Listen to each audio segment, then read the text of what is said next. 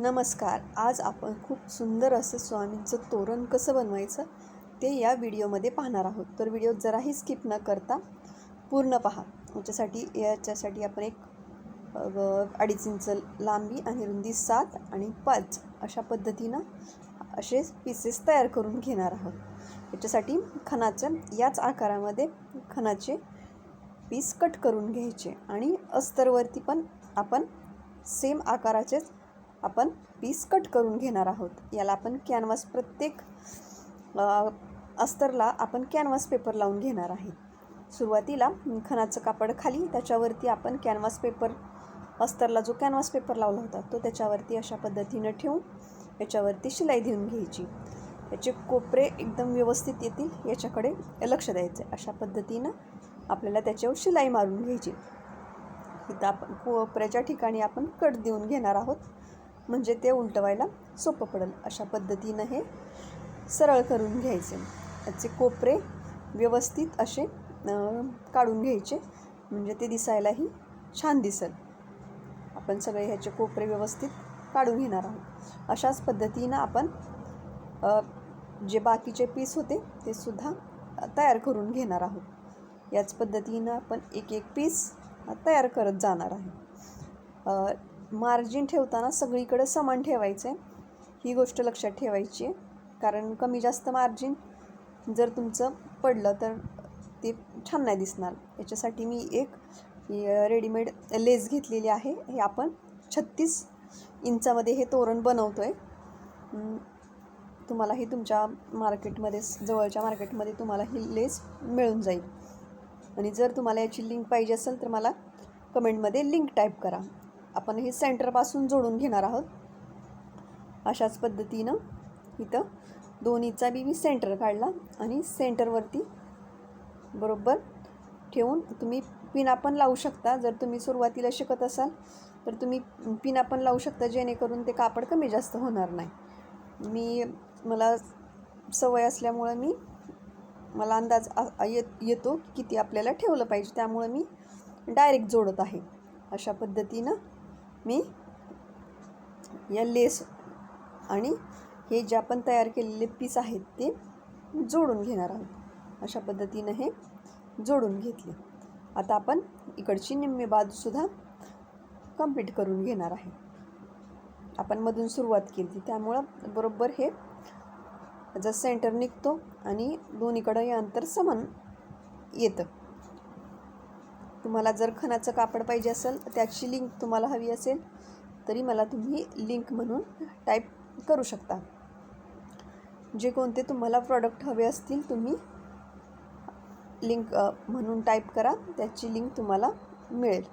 अशा पद्धतीनं हे जोडून घ्यायचं. आता याला आपण अस्तरची एक पट्टी लावून घेणार आहे. अस्तरच्या अगोदर आपण याला नाडी जी नॉड असती त्या नॉडची अशा पद्धतीनं वरच्या साईडला हुक तयार करून घेणार. तर वरती आणि साईडला असे आपण 2 हुक्स देणार आहोत. दोन्ही साईडला अशा पद्धतीनं आपण हे हुक तयार करून घेणार आहोत. हे हुक तयार करून झाले. आता ह्याच्यावरती जी लेस होती त्या लेसपेक्षा 1 इंच जास्त कापड आपण एक्स्ट्रा घेणार. वरच्या साईडला अशा पद्धतीनं फोल्ड करणार आणि त्याच्यावरती टिप टाकून घेणार. अशा पद्धतीनं वरच्या साईडला लक्षात ठेवायचं आहे की दोरा हा लाल रंगाचाच वापरायचा आहे, कारण जर तुम्ही त्याच्यावरती पिवळा कलर वापरला तर तो दिसून येईल आणि ते दिसायला चांगलं दिसणार नाही. अशाच पद्धतीनं पूर्ण पट्टी आपण याला जोडून घेतली. आता याच्यावरती आपण पेंटिंग करणार आहोत. याच्यासाठी मी स्वामींचं ही जे आकार आहे तो अशा पद्धतीनं पेपरवरती कट करून घेतला आहे आणि तो आकार बरोबर आपण जे पीसेस तयार केले ते तोरणाचे त्या प्रत्येक पीसवरती ठेवून अशा पद्धतीनं ट्रेस करून घेणार आहोत. पेन्सिलच्या मदतीनं डार्क थोडंसं करून घ्यायचं. ही कापडावर चालणारी पेन्सिल आहे, त्यामुळं या कापडावरती हे मार्किंग केलेलं दिसत आहे. अशाच पद्धतीनं प्रत्येक पीसवर मी हे स्वामींचं पॅच हा त्याच्यावरती मार्किंग करून घेत आहे. आता थोडंसं डार्क करायचं जेणेकरून ते आपल्याला आउटलाईन करताना सोपं जाईल. आता मी फेविग्रिलचे फॅब्रिक कलर घेतलेले आहेत. हे कपड्यावरतीच बऱ्यापैकी चालतात आणि म्हणजे धुतले तरी पण हे कलर जात नाहीत. त्यामुळे शक्यतो फेविग्रिलचेच कलर वापरा जेणेकरून तुमचं कलरिंग खूप असं छान दिसेल. आधी सुरुवातीला आपण अशाच पद्धतीने आउटलाईन, जर कोणतीही डिझाईन असेल तर सुरुवातीला नेहमी लक्षात ठेवायचं की आउटलाईन करून घ्यायची. आउटलाईन करून घेतली की काम करायला सोपं जातं. अशा पद्धतीनं आउटलाईन करून घेतली आणि असं मध्ये ते कलर आपण देऊन घेणार आहोत. व्यवस्थित असं कलरिंग करायचं आहे. अशाच पद्धतीनं मी याला पूर्ण काळा कलर देऊन घेणार आहे. खूप काळजीपूर्वक असं तुम्हाला हे काम करायचं आहे. सुरुवातीला नाही काही गोष्टी जमत, पण हळूहळू प्रॅक्टिस केली की त्या गोष्टी जमायला लागतात. सुरुवातीला आपल्याला कळत नाही की कसं करावं, काय करावं, पण एकदा करायला लागलं की आपल्याला आपोआप समजत जातं. अशा पद्धतीनं आपण हे कलरिंग पूर्ण ब्लॅक असा कलर याला देऊन घेणार आहोत. हे आता आपलं कलरिंग कंप्लीट झालेलं आहे. आता आपण वरचा गंध व्हाईट कलरच्या ब्रशनी असा व्हाईट कलरचा गंध हा देऊन घेणार आहोत. हे झालं आपलं स्वामींचं पेंडिंग. आता आपण याला माळ तयार करून घेणार आहे.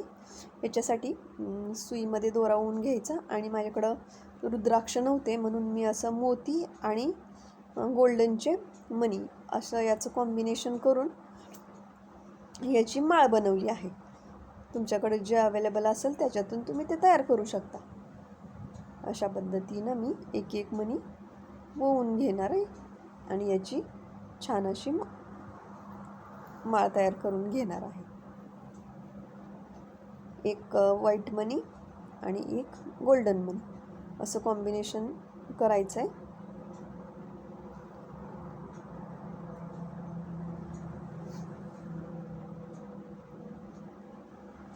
आणि इथं पाठीमागं पॅक करायचं.